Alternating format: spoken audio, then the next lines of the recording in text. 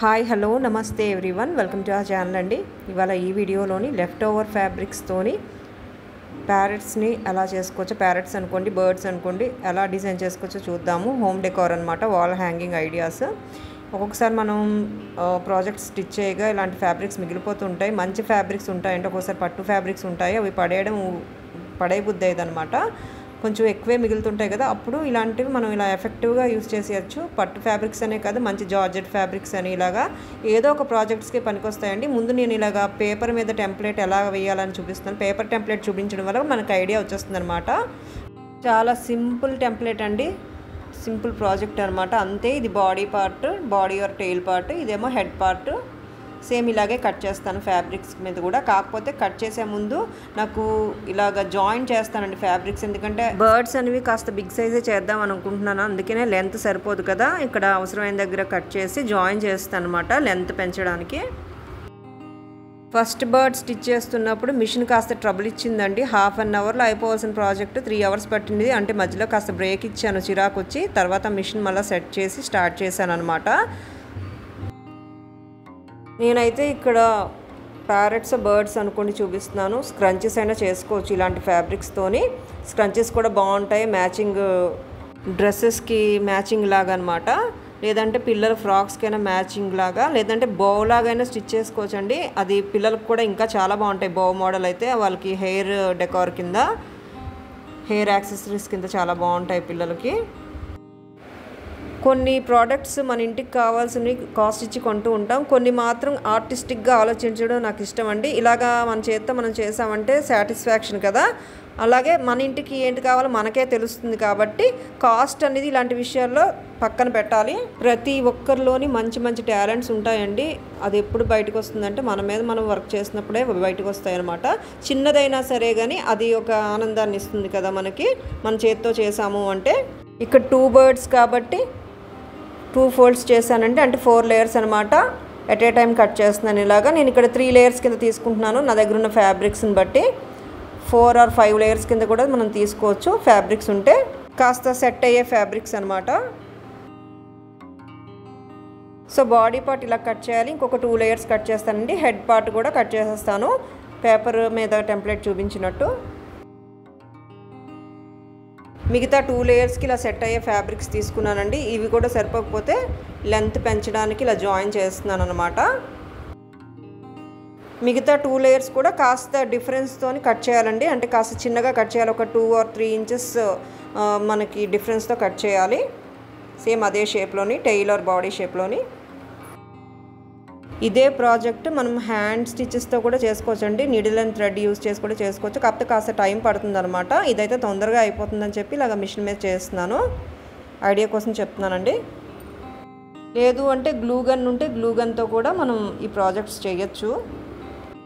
ఇలాంటి sewing projects మాత్రం washable projects అండి, అంటే వాష్ చేసేయచ్చు అనమాట మనకు అవసరమైనప్పుడు.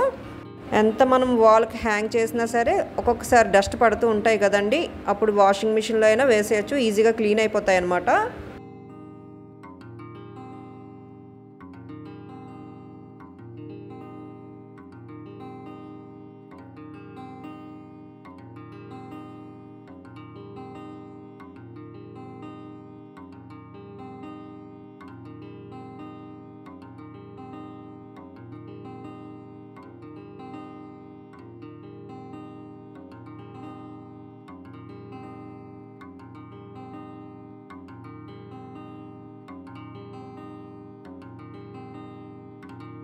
సో ఇలా 3 layers కాస్త డిఫరెన్స్తోని సేమ్ అదే షేప్లో కట్ చేసానండి. కట్ చేసిన తర్వాత ఎడ్జెస్ హెమ్మింగ్ చేయాలి.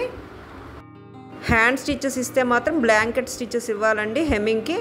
బొంత కుట్లు అంటారు కదా, అలా మనం స్టిచ్ చేయాలన్నమాట. నీట్గా వస్తాయి ఎడ్జెస్ అనేవి. సో ఇలాగ లేయర్స్ అన్ని కట్ చేసిన తర్వాత హెమ్మింగ్ చేస్తానండి, అంటే ఎడ్జెస్ అనేవి జిగ్జాగ్ స్టిచ్ ఇచ్చేస్తాను మిషన్ మీద.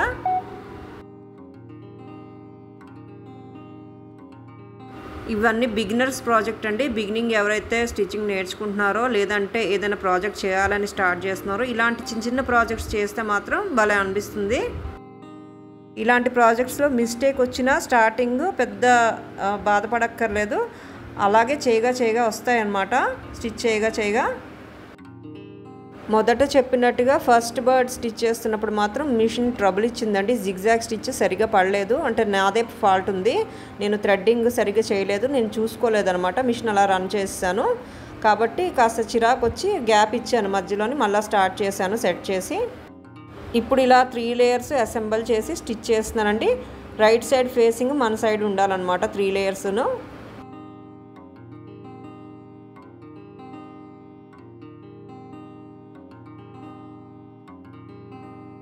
సో ఇలా బాడీ పార్ట్ కంప్లీట్ అయిపోయిందండి. ఇప్పుడు హెడ్ పార్ట్కి ఒక హెడ్కి నేను 2 లేయర్స్ లెక్క తీసుకున్నాను ఫ్యాబ్రిక్. మధ్యలో ఇలా బక్రం ప్లేస్ చేశాను కాస్త స్టిఫ్నెస్ కోసం అనమాట. 4 సైడ్స్ స్టిచ్ చేసిన తర్వాత ఎక్స్ట్రాస్ కట్ చేసేస్తున్నాను. కట్ చేసిన తర్వాత హెడ్ పార్ట్ బాడీ పార్ట్తో అసెంబుల్ చేసి స్టిచ్ చేసేయడమేను అనమాట.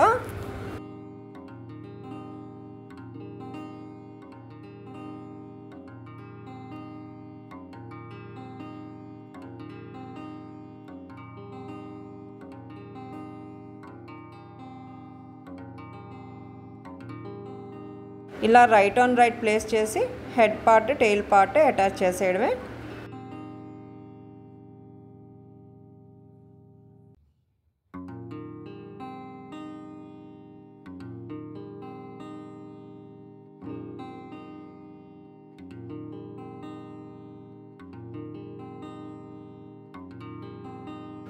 ఇప్పుడు నెక్ పార్ట్ దగ్గర నా దగ్గర ఉన్న ఫ్యాబ్రిక్స్లో రెడ్ కలర్ కానీ పింక్ కలర్ కానీ ఇలా అటాచ్ చేసేస్తున్నానండి. ఉన్న దాంతో ఇలా అడ్జస్ట్ చేసేయడం అనమాట.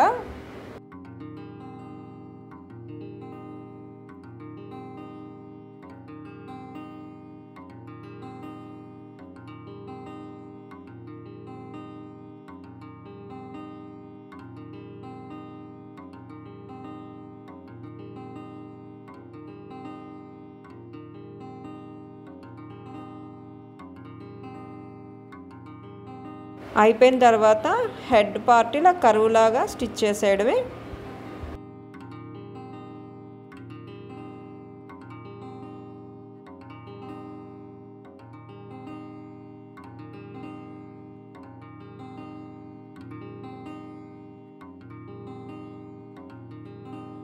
ఇలా ఎక్స్ట్రాస్ కట్ చేసేస్తున్నాను.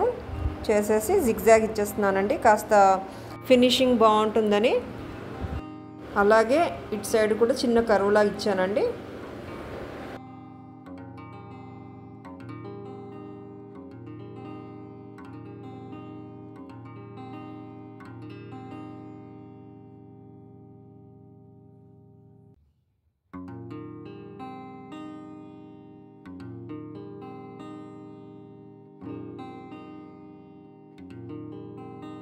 అయిపోయిందండి ఆల్మోస్ట్. ఫైనల్గా బీక్స్ అలాగే ఐస్ అటాచ్ చేస్తే అయిపోతుంది అనమాట. బీక్స్కి కూడా నేను ఆ సేమ్ హెడ్ పార్ట్కి ఎలా అయితే నేను ఫాలో అయ్యానో అలాగే చేశానండి.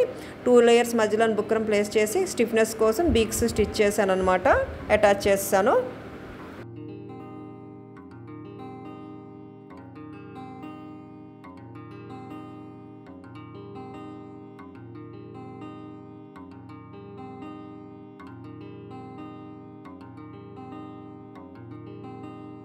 హెడ్ పార్ట్కి రెడ్ ఫ్యాబ్రిక్ ఉన్నా లేదంటే గ్రీన్ ఫ్యాబ్రిక్ ఉన్నా బాగుండేది. కాకపోతే నా దగ్గర ఉన్న ఫ్యాబ్రిక్స్ని ఇలా అడ్జస్ట్ చేస్తానన్నమాట. ఫైనల్ రిజల్ట్ మాత్రం బాగుందండి. స్టార్టింగ్ మిషన్ ట్రబుల్ ఇచ్చినా సరే కానీ మొత్తానికైతే ఇలా కంప్లీట్ అయిపోయాయి అన్నమాట. బర్డ్ స్టోరీ ఇది.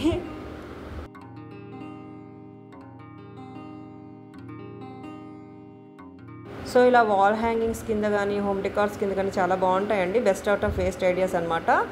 Effective utilisation of fabrics. మన దగ్గర ఉన్న ఫ్యాబ్రిక్స్ని అంటే స్క్రాప్ ఫ్యాబ్రిక్స్ని ఇలాగా వాడేయచ్చు. సో చూసారు కదండి, ఇది బిగినర్స్ ఎవరైనా ఇలాంటి ప్రాజెక్ట్స్ ముందుగా చేయడం వల్ల స్టిచ్చింగ్ మీద ఐడియా వచ్చేస్తుంది. ఈవెన్ మంచి మంచి డ్రెస్ డిజైన్స్ కూడా మనమే చేసుకోవచ్చు. మన పిల్లలకు కూడా మనమే చేయొచ్చు. డ్రెస్ డిజైన్స్ అనేవి మన హోమ్ డెకార్స్ మనమే డిజైన్ చేసుకోవచ్చు అనమాట. ఇలాంటి మరిన్ని వీడియోస్ కోసం మన ఛానల్ చూస్తూనే ఉండండి. And thanks for watching and stay tuned.